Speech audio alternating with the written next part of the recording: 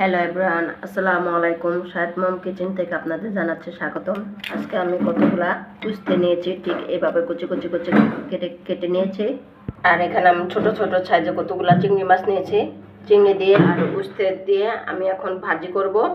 উস্তেটা আমি ভালো করে ধুয়ে নিব। ঠিক এইভাবে কষলিয়ে ভালো করে ধুয়ে নেবেন, যাতে তিতা পানিটা বের হয়ে যায়। দেখুন আমি ভালো করে ধুয়ে নিয়েছি। আর চুলাতে একটা কড়াই বসে দিয়েছি। কড়াইটা গরম হলে দিয়ে দিব তেল। তেলটা গরম হলে দিয়ে দিব হাফ কাপ পেঁয়াজ কুচি। পেঁয়াজটা নেড়ে চেড়ে আমি হালকা একটু ভেজে নেব। বেশি ভাজা প্রয়োজন নেই, হালকা একটু নরম হলে চলবে।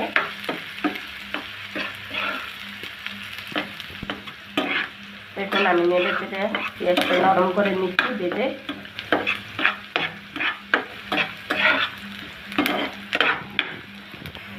পেঁয়াজটা দেখুন আমি বাজতে নরম করে ফেলেছি।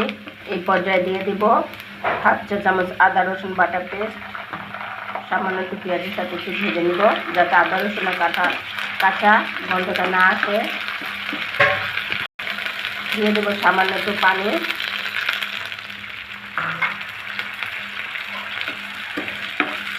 ভালো করে নেড়ে নেব।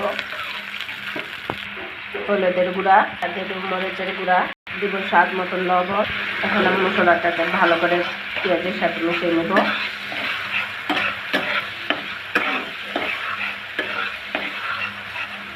আর এখন দিয়ে দিব ধুয়ে রাখা চিংড়ি মাছগুলো। আমি মশলার সাথে কষিয়ে নেব চিংড়ি মাছটা ভালো করে। এছাড়া এখানে আর কোনো মশলা যাবে না।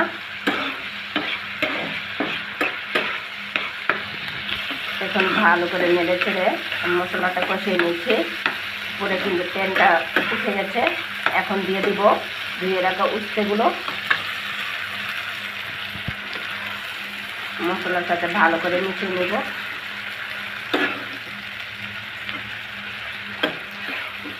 দেখুন মশলার সাথে ভালো করে মিশিয়ে নিয়েছি। এখন আমি এখানে কোনো ঢাকনা দিব না, ঢাকনা ছাড়াই উস্তেটা আমি ভাজি করে নেব। ঢাকনা দিলে কালারটা নষ্ট হয়ে যাবে, চাটাও থাকবে। এই জন্য ঢাকনা ছাড়া আমি এখন ভাজিটা করে নেব। এই পর্যায়ে দিয়ে দেবো কতগুলো কাঁচামরিচ ফালি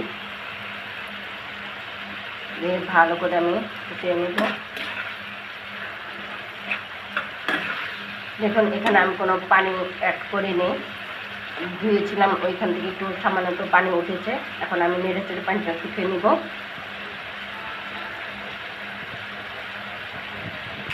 দেখুন আমার ভাজিটা কিন্তু প্রায় হয়ে গেছে।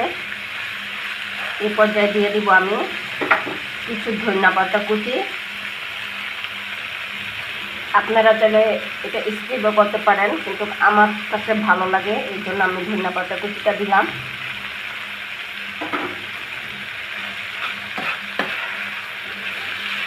দেখুন উস্তে কালারটা কত সুন্দর হয়েছে, একটুও কিন্তু নষ্ট হয়নি কালারটা।